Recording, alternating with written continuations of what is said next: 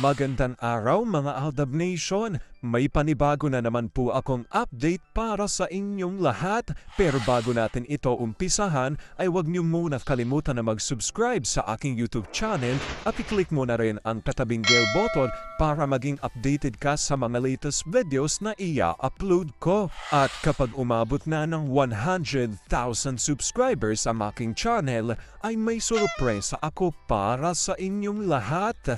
Alam kong excited na kayo kaya naman ngayon, umpisahan na natin ang ating kwentuhan. Ang pag-uusapan natin ngayong araw na ito kung saan Alden, Meng at ang pamilya Atayde nag-usap-usap raw di umano. May kasunduan na raw pala ang Richard at pamilya Atayde kaya raw go with the flow lang ang mag-asawa. Alden matapang na humarap. Gaano ito katotoo at may sapat nga bang ebidensya makakapagpatunay rito? Well, yan ho ang ating aalamin at pag-uusapan ngayong araw na ito. Pero bago ho yan, ay bibitinin ko muna kayo ng kaunting-kaunti lamang kung saan magbasa muna tayo ng mga nakakatuwang post ni My Name is Theo01 sa Twitter. Kaya naman wag na natin patagalin pa at sabi niya sa kanyang tweet, ultimo inubo lang o kaya may konting lagnat si M, balisa na agad si A.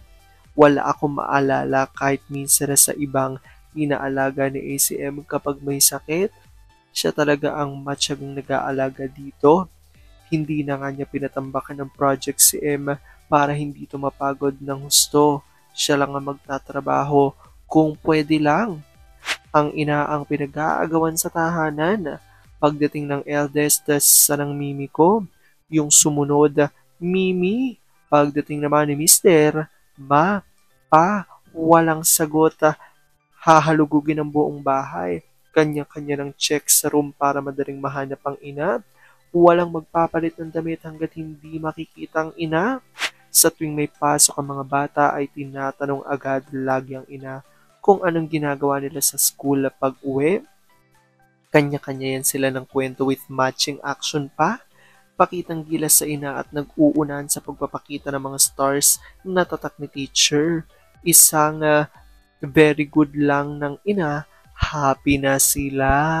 Alam kong tuwan-tuwa ako kayo sa ating binasa pero may pag-uusapan na natin ang ating main topic.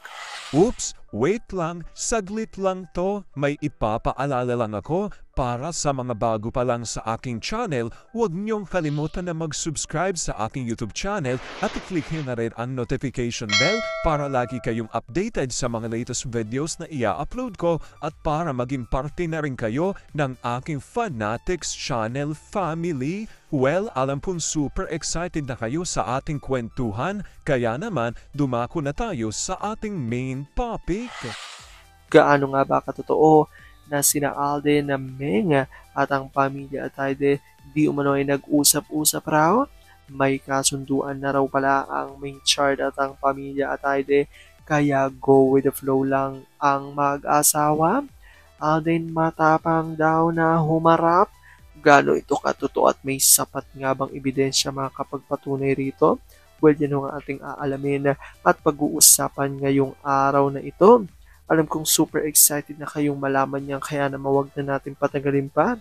Unang-una na nga dyan ay galing sa tweet ni Vampire 2019 at ayon sa kanya, sana mabasa ito ng mga hindi na active na Aldab Nation at itong sinabi sa akin noon.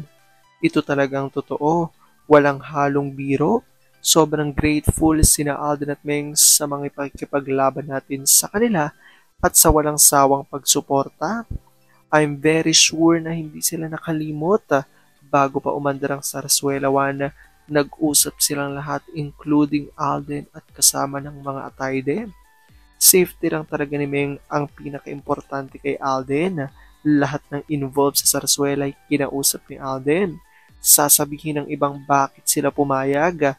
May malalim na dahilan bakit sila pumayag dito. Madaming nagtatanong bakit walang ginagawa si Alden at Meng. Bakit hinahayaan ni Alden na gamitin si Meng? Sabi nga, malalim ang dahilan ng lahat. Napaka-komplikado.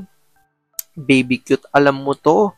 Nagkasanga-sanga nang pumasok ang ABS at naging user ang mukhang chimpanzee. The rest is history. Mga 3 volumes ito pag sinahalin sa libro. Sa hangad na yumaman nitong si Magna Copeta, mas lalo silang nalubog sa kumunoy sa mga maling ginawa at sa puspusang pagsali sa sarsuela.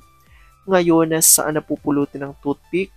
Dati isang post lang natin na hindi kaaya-aya sa pandinig nila. Sagot agad ang toothpick at Magna Copeta. Bakit ngayon tahimik sila? Wala na kasing ibubuga. Sabi naman ni Funky Tiger, true yan iha. Nag-umpisa yan na hindi naman ganyang kalala. Nagsanga-sanga na lang kaya lumala ng ganyan. Na for me, yung pagsali ng Mendoza, ang isang malupit, wala nang magtatanggol kay Maine. Think kung pera lang dahilan, ang labo. Sino bang gustong malugi? Di talaga. Sabi naman ni Twin Flame Australia, maybe part of reasons why hindi makapalag si A dahil si A don't care anong mangyari sa karir niya. Basta to be with M. Sign contract if magkamali siyang mawala ang pinaghihirapan niya. So nagkakaroon ng KS wedding to hide the true wedding. M support A come what may. Kaya pinatagal ang last movie na binenta ni MT sa ABS Star Cinema para ma-hold si A kasi the 3 movies na signed ni A sa AAA under sa contract na signed noon ni A. If lalabas from either M or A, the truth all properties will go to GMA Management. My point of view. Ayan nga po makikita natin na ito ang inilabasan ng mga Aldab Nation.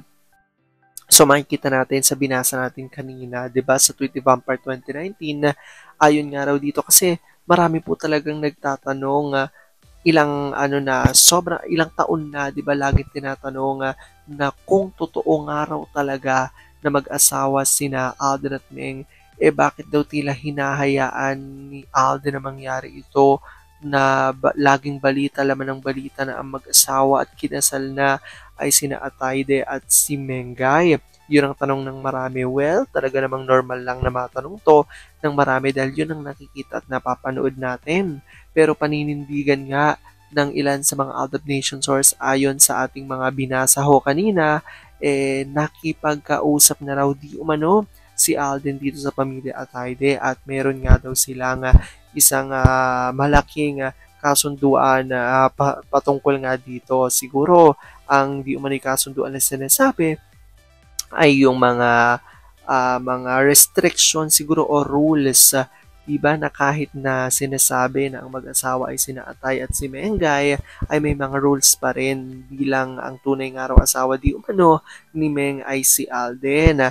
At ayon nga rito, kumbaga parang ang concern ni Alden, basta ang concern lang niya, number one concern niya, ituloy man itong mga sarsuela dahil wala daw magawa ang Machar di umano dahil nga sa meron pa rin mga kontrata ito sa kanilang mga management, kaya talagang ang sinusunod pa rin nila ay ang kanilang management at ang kanilang mother network. So ayon nga rito, ang pinaka nagiging concern law ni Alden sa kanyang management o dito nga raw sa pag-uusap di umano ni Alden at ng pamilya Ataide, go with the flow lang sila sa mga plano ng management, pero number one concern niya ay ang safety, di ba, ni Mengay at ng kanyang di umano'y pamilya. Ayon nga yan dito sa ating binasa na inilalabas nga ng ilan sa mga Aldab Nation sources. So alam ko marami dito sa inyo ay matutuwa dahil na kahit nakikita natin na talagang patuloy pa rin na ang di umano'y sarsuela na nangyari sa Machar, ay nalaman naman natin na ang di umano'y kasunduan naman ng dalawang kampo. Well, i-comment down below nyo dyan guys kung agree po ba kayo dito at kung ano ang opinion nyo patungkol dito sa ating balita for today. Alam ko dahil dito marami sa inyo mas lalo ngayong kumakapit at naninindigan na Aldab Machar is real, pero sabi nga natin na kahit na ano pa man ang magdesisyon ni Alden at Meng sa kanilang buhay, karir at buhay pag-ibig, kailangan natin silang suportahan at kailangan natin itong tanggapin ng buong buo dahil yun ang kanilang deserve. At yan ang aking update for today's video. Maraming salamat mga Aldab Nation. Ingat!